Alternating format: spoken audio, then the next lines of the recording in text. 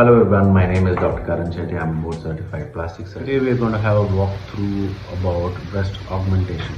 What is breast augmentation and what entails of breast augmentation? What happens in the pre-op, intra-op and post-op period to give you a better idea so that you make an informed decision about what you want to do. Breast augmentation is done to improve the contour of the breast, to improve the contour of the body and to make you feel much better. Today we are going to be talking about the ways of breast augmentation, that is silicone breast augmentation and fat grafting. Silicone breast augmentation is where we put an implant, a silicone implant into the breast to increase the size of the breast. Fat grafting is where we take fat from your own body and inject it into the breast to increase the size of the breast.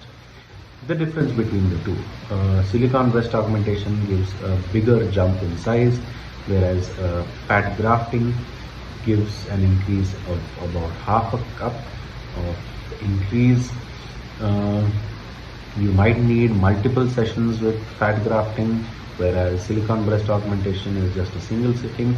The silicone implants that are used now are very safe. We are almost in the 7th generation of silicone implants, and the implants that are used now are excellent. What happens? How do you go about this entire thing? First, you come in for a consultation. First, we have a meeting. During our meeting, we discuss, we connect with each other, and we try to understand each other. I try to understand whether I can help you. I try to understand if we are able to reach a common ground on the result. Then we take some photographs, we take some measurements. Then we put in your photographs into a 3D software called Chrysalix. Then, depending on your measurements, we start suggesting the size of increasing volume. I'm talking only about silicone augmentation here. We see how much we can increase the size. Then we put that particular volume into the 3D software and see whether you like that size. If you want to increase it more, we increase it more. If you want to reduce, we reduce.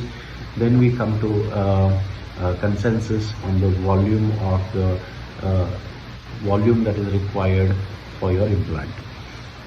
After that, we discuss if you have any other comorbidities like diabetes, hypertension or other diseases. We make sure that you're fit for surgery so that you're safe for surgery. Our anesthetist sees you pre-operatively to understand if you have any other problems so that the surgery goes safely. Your safety is of utmost importance, and we make sure that that is handled very, very well. During the surgery, we put a small incision just in the intramammary crease or the crease which is there at the bottom of the breast. So the incision is between 3 to 4.5 centimeters. The incision over time is hardly seen. The implant is placed under the pectoral muscle using an implant funnel. Once that is done, we stitch it up, and then the scar over a period of time reduces. We will also give you a compression garment. Over a period of a few months, the breast looks inflated, and then slowly it starts giving a more natural look as the implant itself starts descending a little bit. So that is the result that we want eventually.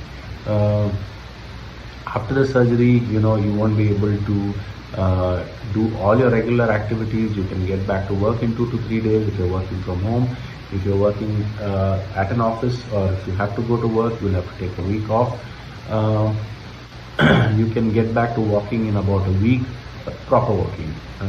We want you to walk immediately the same day, but what I'm talking when I say walking is, walking for about 3 to 5 kilometers a day. You can start your general cardio and workout, basic workout in about 4 weeks. In about 6 weeks, you can get back to all kind of strength training. So you have to understand the downtime that is required. You have to give your body time to heal. The body isn't a machine; it takes time to heal.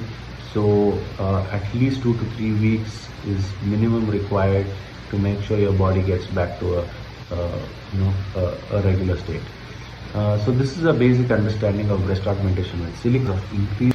So we're going to be talking about breast augmentation with fat grafting. As you understand, we can we take out fat from, say, your abdomen, your thighs, or your back and inject it into the breast. The thing with this is your increase in size is only about half a cup to maximum a cup.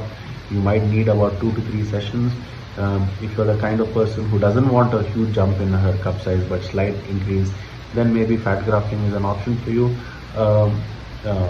Fat grafting, when we inject fat into the breast, out of 100%, about 70% remains. So fat grafting is not the best option for breast augmentation, but it is a viable option if you're extremely paranoid about an implant, you don't want a foreign body, you're okay with 2 to 3 sittings of a procedure, then maybe fat grafting is an option.